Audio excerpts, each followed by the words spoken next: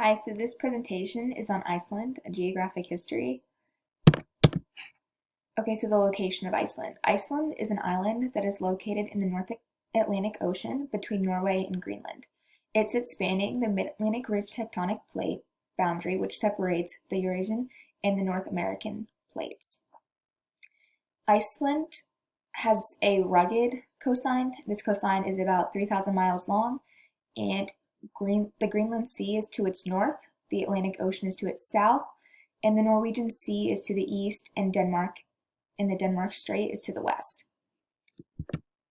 So the mineral composition of Iceland.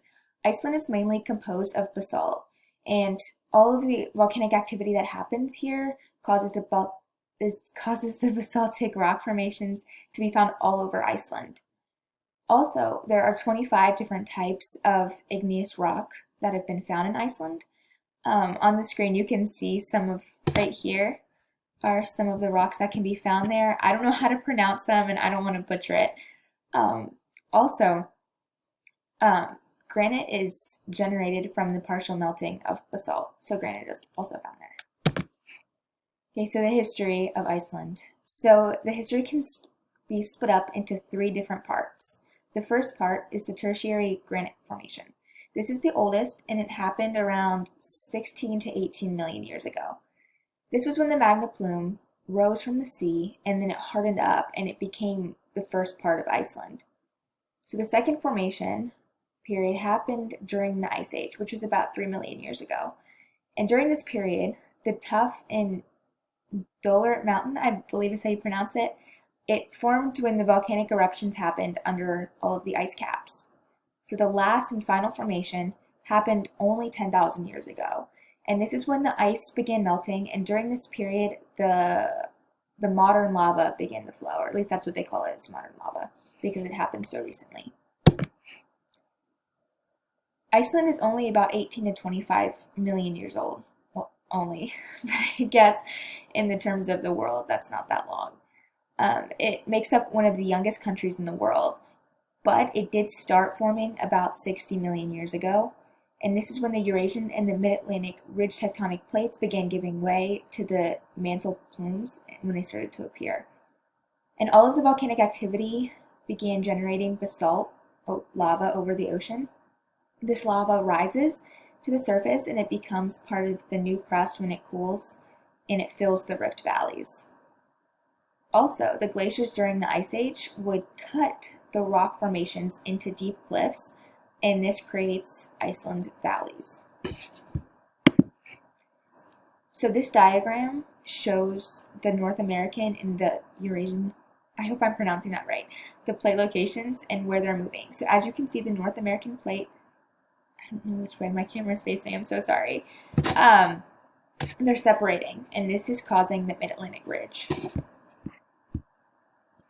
Okay, so currently, the people who live in Iceland have to be prepared for so many different natural disasters. Honestly, I'm not sure how they do it. I could never live in a place like this, but some of the natural disasters that they have to prepare for are floods, earthquakes, volcanic eruptions, landslides, and even avalanches. So also, the North American and the Eurasian tectonic plates are always drifting apart, and they move probably around 1 inch per year.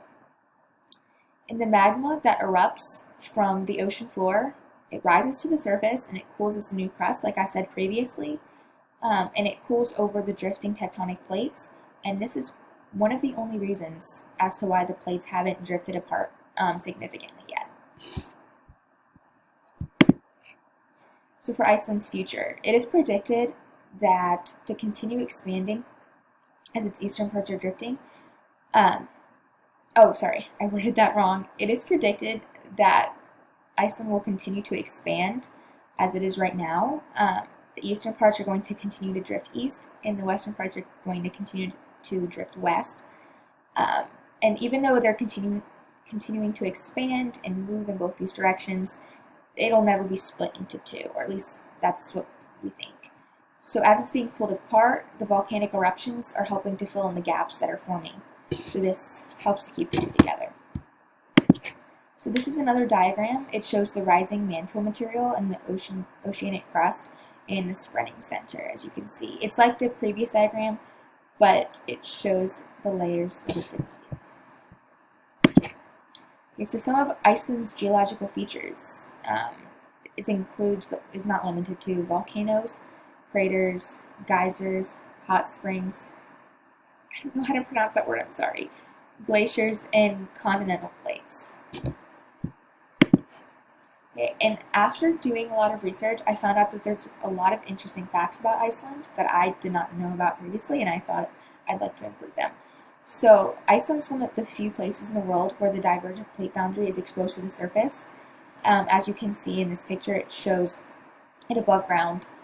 And only about a quarter of the island is habitable. With all of these different conditions that happen in Iceland, there's only about a fourth of the land that people can actually live in, which I think is crazy. And some of the world's most active volcanoes are here. So again, it is another one of the conditions that people have to deal with, is having active volcanoes all of the time. And it is the 18th largest island in the world, and it is about the size of Kentucky. Thank you.